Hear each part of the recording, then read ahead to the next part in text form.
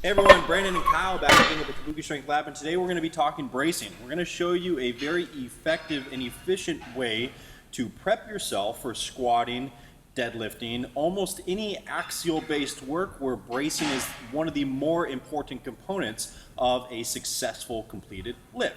So we're going to be taking it from a couple different angles. We're going to start Kyle seated on the bench, and we're literally going to film it in the exact order that we would prefer to see any of our athletes doing it. A lot of times when people think of bracing, they'll think about taking in a lot of air, they'll think about pushing their stomach into their belt, filling up their belt, many things surrounding that. However, bracing is a bit more nuanced than that, and there's a few specific areas that we want to pick out from it that are probably slightly more important than the others because they're less intuitive for lifters to perform. So the first one that we're looking at is actually filling up laterally before we fill up horizontally. The lateral inflation is going to come through the obliques. So we would prefer to have you seated when you do this so you don't have to manage your hip complex in terms of stability and standing, and you don't really have to manage your spinal complex. However, we do want to ensure that you're sitting in a neutral position so that you're not overextended or overflexed. And what we're going to do here is I'm taking my fingers right in Kyle's obliques, and I want to jam them in there to give him something to work against. Press me out, Kyle. Good. Now you'll notice that Kyle doesn't even have to breathe in to do that. And in fact, hold it out, Kyle, and talk a little bit. Say anything. I should be able to hold this for actually a fair amount of extended time and comfortably be able to talk and breathe. Relax. If I need to. Press it out again.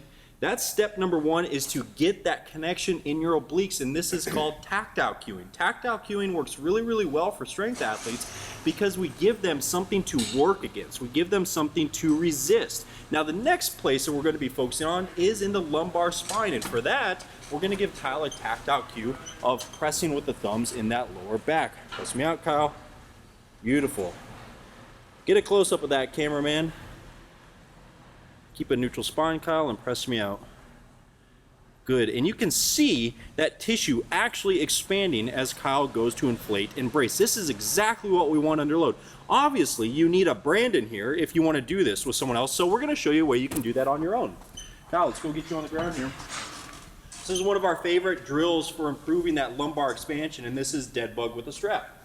Kyle's going to place a strap under his very lowest rib, maybe slightly below that, somewhere between his rib cage and his pelvis. Not directly on his pelvis and not directly on his rib cage. From here, he's going to grab this with one hand, elbow bent, and he's going to pull that strap out as hard as he can, almost trying to press himself to press that strap out from under his back. That's going to give him another tactile cue to trap that strap. And no, you should not have an arch in your back when you do this because, or rather, we're not trying to intentionally round the back to do this. We are getting the musculature to inflate into the ground. So it's kind of a misnomer that you should be rounding your back or rounding your spine into the ground. We're not doing that. What we're doing is taking that tissue and pressing it into the ground. His arch is still there in his lumbar spine, but you should not be able to see daylight under his back.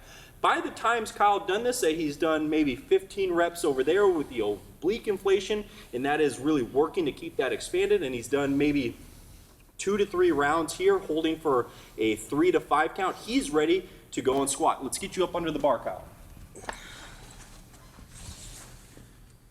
Good. Yep. Unracked, and let's test out the bracing. Out. Good. Now, just as we had there, we'll show it in real time. Press me out here, Kyle. Good. Relax. Press me out again. Harder. Good. One more time. Out. Good. Now, if Kyle wanted, he would breathe into this and now really reinforce that brace. Relax. Cameraman, let's check out that lumbar spine. Press me out here, Kyle. Good. Relax. Again. Good. There's no change in spinal position when Kyle does that. That is purely his tissue expanding into my fingers when he creates IAP. This is the exact sequence we would like to see you guys go through if you're struggling with your bracing, and it's one of the most effective ways to improve your bracing prior to any loaded movement. Anything you'd like to add there, Coach Kyle? Really simple, easy, and effective. We have a bunch of information on breathing and bracing, but sometimes we feel like people take it a little too far. It can really be this simple. Push in, push out, push in, push out. Lay on a strap, hold tension under it.